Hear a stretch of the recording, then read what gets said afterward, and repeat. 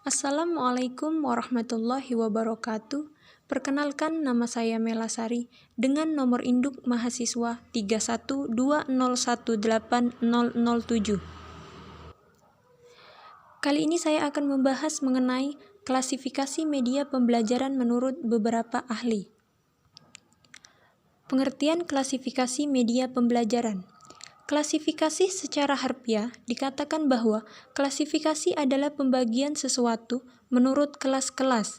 Menurut ilmu pengetahuan, klasifikasi adalah proses pengelompokan benda berdasarkan ciri-ciri persamaan dan perbedaan. Sedangkan arti dari media pembelajaran secara umum adalah alat bantu proses belajar mengajar, segala sesuatu yang dapat dipergunakan untuk merangsang pikiran, perasaan, perhatian dan kemampuan atau keterampilan belajar sehingga dapat mendorong terjadinya proses belajar. Selanjutnya, klasifikasi media pembelajaran menurut beberapa ahli. Media pembelajaran banyak sekali jenis dan macamnya. Maka terjadi klasifikasi dalam media pembelajaran, mulai dari yang paling sederhana dan murah, sampai media yang paling canggih dan mahal harganya. Berikut klasifikasi media pembelajaran menurut beberapa ahli. Pertama, klasifikasi media pembelajaran menurut Setiosari dan Sikabuden. Mereka mengemukakan klasifikasi media pembelajaran berdasarkan bentuk dan ciri fisik, yaitu media pembelajaran dua dimensi, media yang penampilannya tanpa menggunakan media proyeksi, memiliki panjang dan lebar, dan media pembelajaran dua dimensi hanya bisa diamati dari satu arah pandang saja. Contohnya, peta, gambar bagan, dan semua jenis media yang hanya dilihat dari sisi datar saja. Selanjutnya, media pembelajaran tiga dimensi, yaitu media yang penampilannya tanpa menggunakan media proyeksi, mempunyai ukuran panjang, lebar, dan tinggi atau tebal, serta dapat diamati dari arah pandang mana saja. Contohnya, meja, kursi, mobil, rumah, gunung, dan lain sebagainya. Yang terakhir, mereka mengemukakan media pandang diam, yaitu media yang menggunakan media proyeksi dan hanya menampilkan gambar diam di layar atau tidak bergerak. Contohnya, foto, tulisan, atau gambar binatang yang dapat diproyeksikan. Kedua, klasifikasi media pembelajaran menurut Sulaiman, yaitu mengklasifikasikan media pembelajaran berdasarkan persepsi indera. Pertama, media audio, yaitu media yang menghasilkan bunyi, misalnya audio kaset dan radio. Kedua, media visual, yaitu media visual dua dimensi dan media visual tiga dimensi. Ketiga, media audiovisual, yaitu media yang dapat menghasilkan rupa dan suara dalam satu unit media, misalnya film bersuara dan televisi. Keempat, media audio motion visual, yaitu penggunaan segala kemampuan audio dan visual ke dalam kelas, seperti televisi. Kelima, media audio still visual, yaitu media lengkap kecuali penampilan motion atau geraknya tidak ada, seperti sound film strip. Keenam atau yang terakhir, media audio semi motion, yaitu media yang berkemampuan menampilkan titik-titik tetapi tidak bisa mentransmit secara utuh suatu motion yang nyata. Yang ketiga, klasifikasi media pembelajaran menurut R. Murray Thomas. Ia mengklasifikasikan media pembelajaran berdasarkan pengalaman yang diperoleh. Thomas menggolongkan media pembelajaran ke dalam tiga jenjang pengalaman, yaitu pertama, pengalaman langsung, berupa pengalaman langsung dalam suatu peristiwa, maupun mengamati kejadian atau objek sebenarnya. Kedua, pengalaman tiruan, yaitu berupa tiruan atau model dari objek atau benda yang berwujud model tiruan. Tiruan dari situasi, melalui dramatisasi atau sandiwara dan berbagai rekaman atau objek atau kejadian.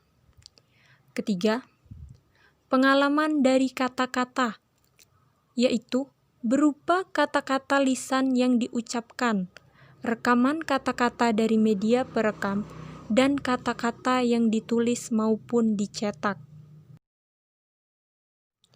Keempat, klasifikasi media pembelajaran menurut Gerlach dan Ely. Mereka mengklasifikasikan media pembelajaran berdasarkan penggunaannya, yaitu pertama, media pembelajaran yang penggunaannya secara individual. Contohnya, laboratorium bahasa, IPA, IPS, serta laboratorium pusat sumber belajar. Kedua, media pembelajaran yang penggunaannya secara kelompok. Contohnya, film dan slide. Ketiga, media pembelajaran yang penggunaannya secara massal. Contohnya, televisi, radio, dan lain-lain. Kelima, klasifikasi media pembelajaran menurut Rudy Bridge. Ia mengklasifikasikan berdasarkan suara, visual, dan gerak. Ia juga membedakan antara media siar dan media rekam. Menurut taksonomi Bridge, dikelompokkan menjadi 8 bagian, yaitu pertama, media audio-visual gerak. Kedua, media audio-visual diam. Ketiga, media audio semi gerak.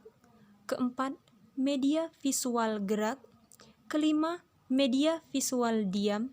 Keenam, media semi gerak. Ketujuh, media audio. Dan yang terakhir, media cetak. Keenam, klasifikasi media pembelajaran menurut Sujana dan Ahmad Rifai. Sujana dan Ahmad Rifai membedakan atau mengklasifikasikan media ke dalam 4 kelompok, yaitu media garis atau media 2 dimensi, misalnya gambar, foto, dan grafik. Kedua, media 3 dimensi, misalnya model susun dan model kerja. Ketiga, media proyeksi, misalnya OHP. Dan yang terakhir, media lingkungan atau alam. Ketujuh, klasifikasi media pembelajaran menurut Suparno.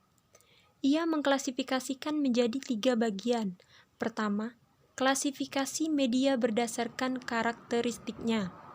Dibedakan menjadi A. Media yang memiliki karakteristik tunggal, misalnya radio.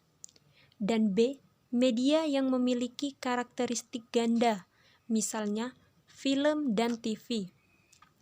2. Klasifikasi media berdasarkan dimensi presentasi, yang dibedakan menjadi A. Lama presentasi yaitu presentasi sekilas, misalnya TV, dan presentasi tak sekilas, misalnya OHP. B. Sifat presentasi yaitu presentasi kontinu, misalnya TV, dan presentasi tak kontinu, misalnya OHP. 3.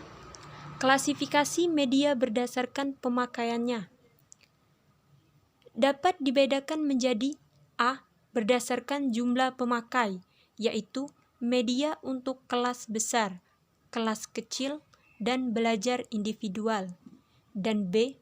Berdasarkan usia dan tingkat pendidikan pemakai, yaitu media untuk TK, SD, SMP, SMU, dan PT.